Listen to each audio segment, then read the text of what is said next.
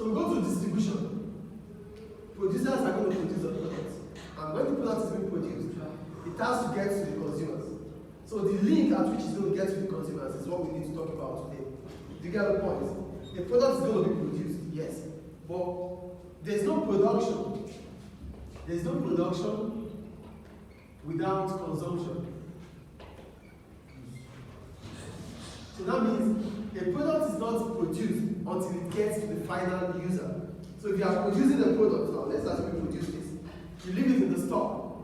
It is not a product until someone buys it and starts using it. That's why they said production is not complete until it gets to the consumer. Do you get it? So how does it get to the consumers? It gets to the consumers through the distribution. So what is distribution? I wrote, this implies the location at which the product is being delivered. Results will ensure that there are suitable locations where consumers can buy their products. So now that you produce that product, it needs to get to the consumers, but at their own convenience. So consumers must be able to see the product when it is needed. Not like the product is being produced here, it can't get to some man, it can't get to Nigeria, because there's no link at which it's going to get there. So as a producer, you must ensure that as soon as the product is being produced, you have a link to which is going to get to the final user. That's what we need to talk about today. Are you guys with this? Yes. Alright. So we have distribution channel. We're talking about a channel. We're talking about a link, which as soon as the product is being produced, it moves and moves and moves to the final user.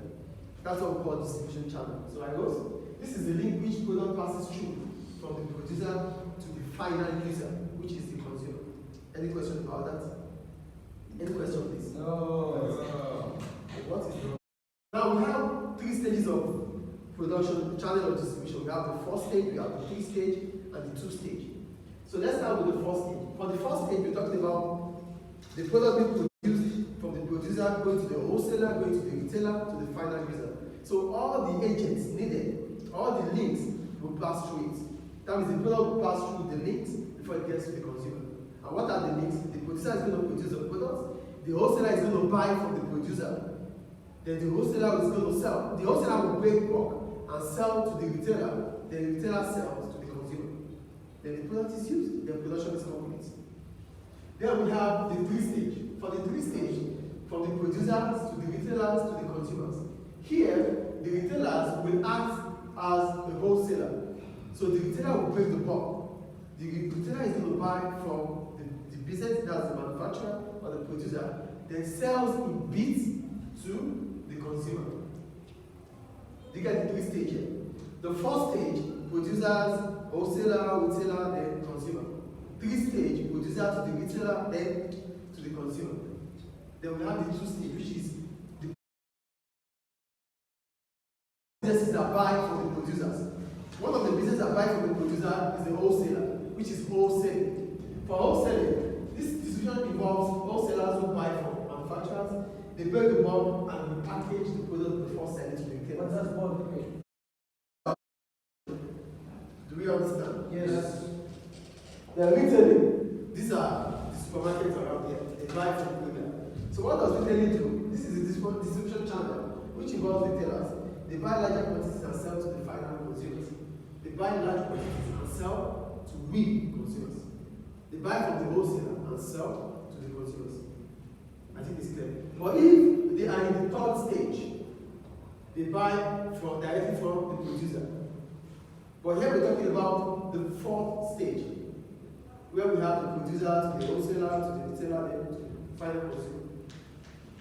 Then we have the services they render. For the retailers, most of the time, consumers are closer to retailers than wholesalers. Why? 1, they break bulk.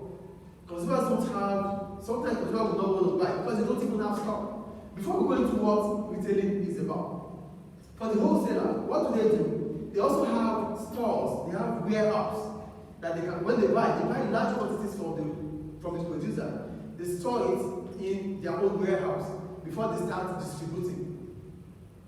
Do you get the point? So most of the time, the wholesalers can also distribute to retailers without retailers coming to buy from them. So sometimes you go to the supermarket, you see big vans distributing, selling and they write and invoice and give to the supermarket. They are wholesalers too. So the wholesaler acts as a distribution link between the producer and the retailer. So wholesalers, they do have warehouse that can store large quantities of products. Is it clear about wholesalers? Yes. Then for retailing, I already said they are the ones that sell to the consumer. They buy from the wholesaler and sell to the consumer. So what do? One, they break bulk. So as soon as they buy from the wholesaler, they break it into little by little. They break it into bits. Then consumers will be able to buy those bits. Consumers don't have stores to keep things. Yes or no? So they only want to buy what they need to use most of the time. As a result, they buy in bits. So retailers are the one that sells in. Retailers are the one that sell in bits. Is it clear, please? Is it clear, please? Yes.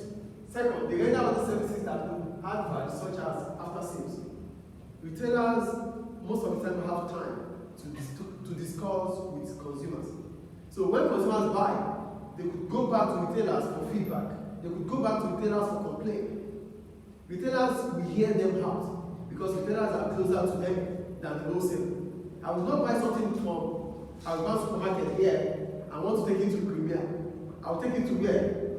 I will buy. Do you get it? So most of the time, the retailers, they add value to products. They add value to their services because they are able to talk to consumers and they are the link between the wholesaler and the consumer.